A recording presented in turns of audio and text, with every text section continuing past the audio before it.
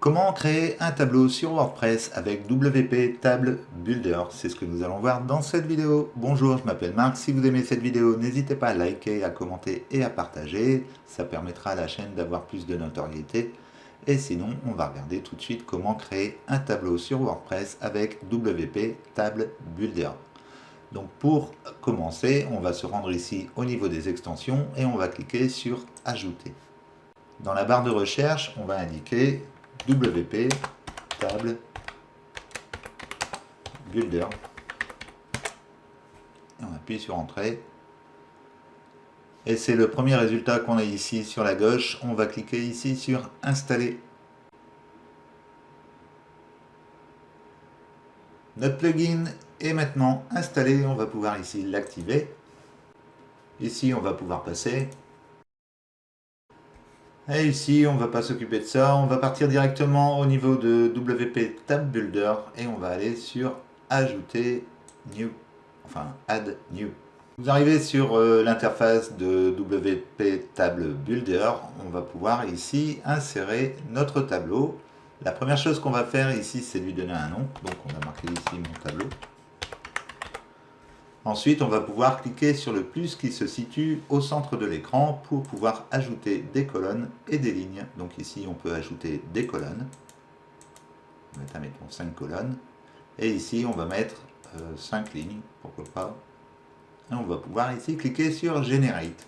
Le tableau s'affiche, on peut voir ici qu'on a toutes les cases qui sont éditables. Pour ça, il suffit simplement de cliquer sur la case en question et on va pouvoir ici indiquer notre texte.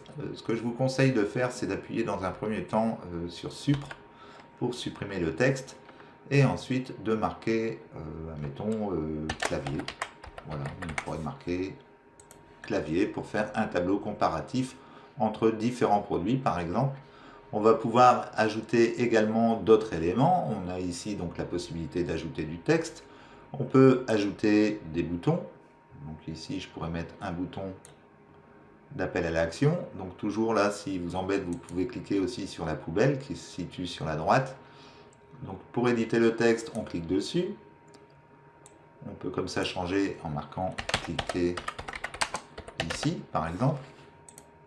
Et on va pouvoir aussi paramétrer ce bouton en cliquant, en le sélectionnant. Ici, on a les options qui vont nous permettre de personnaliser notre bouton. Par exemple, un bouton, c'est bien quand il y a un lien, on va pouvoir l'indiquer à cet endroit ici. Si c'est un lien d'affiliation, vous pouvez mettre Sponsored, c'est encore pas obligatoire. Par exemple, pour Amazon, c'est pas encore obligatoire, mais mettez-le au moins en nofollow et en noreferrer. Noreferrer, ça protège votre URL et nofollow, ça indique au moteur de recherche de ne pas suivre le lien. On va pouvoir aussi sélectionner le type d'ouverture de la page. Par exemple, est-ce que ça va s'ouvrir dans un nouvel onglet ou est-ce que ça va s'ouvrir dans le même onglet que celui qui est actif actuellement, donc votre fenêtre sur laquelle vous êtes quand vous consultez la page. Et on va pouvoir ici gérer l'alignement du bouton en le centrant à droite, à gauche, pardon, au centre ou à droite. Et on va pouvoir comme ça paramétrer le bouton. On peut également ici ajouter un ID, ce qui va permettre, si jamais vous faites du CSS, de pouvoir l'identifier et pouvoir comme ça le personnaliser. On pourrait ajouter une image, donc ici par exemple je vais ajouter une image. Alors j'ai pas d'image sur le blog, donc voilà. Après sinon vous cliquez dessus et vous accédez à la médiathèque. Et là il vous suffit de sélectionner l'image pour l'incorporer au niveau du tableau. Donc on peut toujours supprimer les éléments qui ne nous intéressent pas en cliquant sur la corbeille qui se situe sur le côté. Et on peut ajouter également des listes ici. Donc ça peut être toujours utile dans un tableau. Vous avez toujours sur la gauche les options pour pouvoir personnaliser, hein. Par exemple la taille des caractères, ici on peut changer la taille des caractères. Ici l'espace entre les différents éléments, et pareil le centrage du texte ou l'alignement à droite ou à gauche. Donc on peut aussi sélectionner une couleur et ici c'est ordonné ou non ordonné. Donc voilà, après on peut ajouter du code personnalisé HTML, donc ça c'est utile si vous voulez mettre des liens Amazon par exemple, vous pouvez, quand vous avez le lien partenaire, la barre de recherche partenaire, vous pouvez générer des liens texte, image ou image plus texte. Donc ben, vous pourrez insérer ici le code qui correspond que Amazon vous aura donné pour pouvoir l'insérer au niveau de votre tableau. On a ensuite les shortcodes, donc ça c'est des codes courts, ça dépend ce que vous voulez insérer dans votre tableau. J'aurai pas d'exemple à vous montrer ici, mais c'est des codes courts simplement. On verra simplement le code court juste après, quand on va vouloir intégrer le tableau au niveau d'une page justement, ça se passe par un code court. Une fois que notre tableau est comme ça, avec les éléments à l'intérieur, on peut s'occuper du design du tableau en cliquant ici sur Settings. Ici, on va pouvoir faire différentes choses. Par exemple, on va pouvoir régler l'espace qu'il y a au niveau des cellules. On va pouvoir comme ça augmenter ou diminuer la taille des cellules avec un padding, c'est-à-dire une marge qui est tout autour du contenu. Et on va pouvoir aussi centrer les éléments à l'intérieur de la cellule, ou les mettre à gauche ou à droite. Ici, on va pouvoir augmenter la taille du tableau. Si on a un tableau qui est beaucoup trop petit parce qu'il y a trop de colonnes, etc., on peut ici cliquer sur le bouton et ici, on va pouvoir changer la taille de notre tableau. Par défaut, il nous met une valeur qu'on peut changer également si on ne veut pas ici personnaliser la taille de son tableau. Ces choses-là, je vois pas trop à quoi ça sert. Enfin, je peux vous montrer, c'est des petites flèches, je sais pas trop à quoi ça sert, donc je vais pas vous en parler. On peut changer également la bordure. Alors la bordure, ça va être la bordure du tableau tout autour. On va pouvoir ici l'agrandir ou la rétrécir. On va pouvoir changer sa couleur juste ici et on va pouvoir aussi supprimer les bordures qui sont à l'intérieur du tableau, ici. On peut voir qu'ici il n'y a plus de lignes. Et celle simplement au niveau du header, si on veut, on a juste à faire ça, et il n'y a que le header où il n'y a plus de séparation entre les différentes cellules. On peut aussi également changer l'épaisseur des traits qui sont au milieu, ici. Et donc une fois que vous avez fait vos réglages, vous pouvez aussi ajouter du style CSS, comme on avait vu. Ici, vous pouviez donner une idée à votre bouton. Donc ici, vous pouvez ajouter du style CSS, par exemple, pour votre bouton. On a ensuite les tags, l'accessibilité et les supports, on s'en fout un peu. Donc une fois que vous avez fait votre tableau comme ça, qu'il est bon au niveau du contenu et de la mise en page, il reste à voir la partie responsive. Donc la partie responsive, on l'a ici en cliquant sur responsive. Donc on a ici un aperçu du tableau qu'on va pouvoir voir sur mobile et également sur ordinateur ici. Donc on peut comme ça lui dire que sur mobile on aimerait bien une version un peu moins tassée, parce que là ça ne veut rien dire quand on fait une liste, par exemple ici le texte est illisible.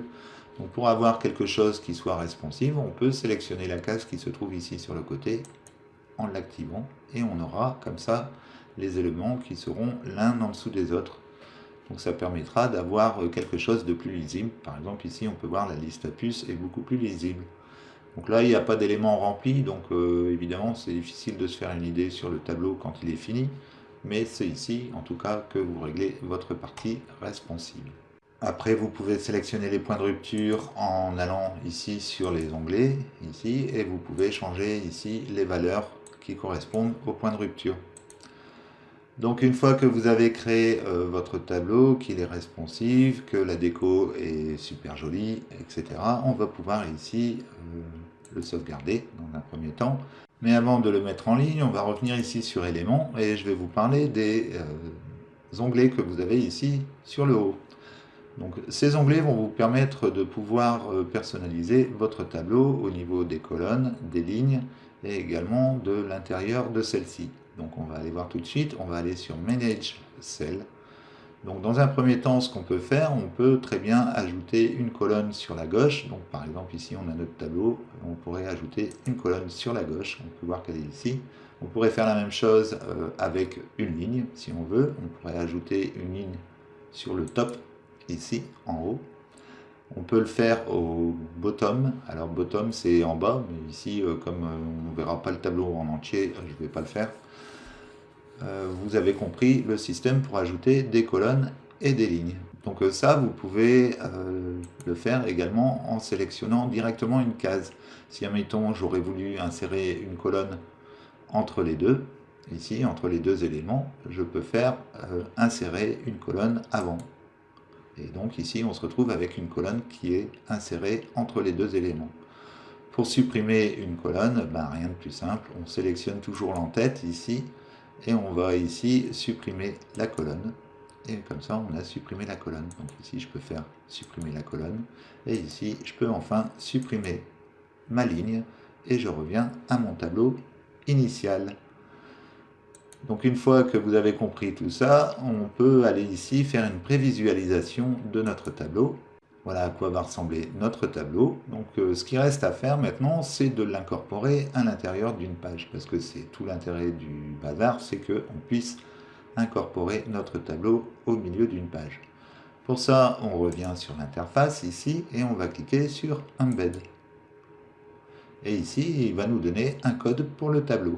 Donc quelquefois, vous n'avez pas le code qui apparaît directement comme ça sur votre fenêtre. Ne vous inquiétez pas, vous fermez. Vous revenez au niveau de la liste des tableaux que vous avez construits. On va aller voir tout de suite. Je vais faire un copier ici. Donc ça, c'est un code court qu'on va insérer dans notre page. Une fois qu'on a copié le code court, on peut ici fermer la page. Et on retrouve de toute façon tous les tableaux ici. Donc vous allez avoir le code court qui sera ici. C'est ce code-là que vous devez copier pour insérer dans votre page. Donc moi j'ai déjà copié le code. On va aller sur une page, on va ajouter une page. Ici, donc je me mets sur l'intérieur de la page. Je vais cliquer sur le bouton plus. Et on va aller sélectionner code court. Alors si vous ne le trouvez pas ici, il faut simplement cliquer sur tout parcourir. Et vous allez le retrouver plus bas ici dans les widgets, vous allez retrouver code court. Donc vous cliquez dessus et ça vous permet de pouvoir insérer votre code court. Pour ça vous cliquez ici et vous faites un coller. On a donc rentré notre code court. Une fois que c'est fait, on va pouvoir soit l'enregistrer en brouillon ou le publier. Donc là je vais l'enregistrer en brouillon, on va prévisualiser. Et notre tableau apparaît correctement sur notre page. Donc voilà, j'espère que cette vidéo vous aura plu. C'était une présentation de WP Table Builder, un plugin qui permet de créer des tableaux sur WordPress. Si vous avez aimé cette vidéo, n'hésitez pas à liker, à commenter et à partager. Ça permettra de faire connaître la chaîne. Et sinon, je vous dis à bientôt pour une prochaine vidéo. Ciao, ciao! Check the mic and make sure it sound right, boys.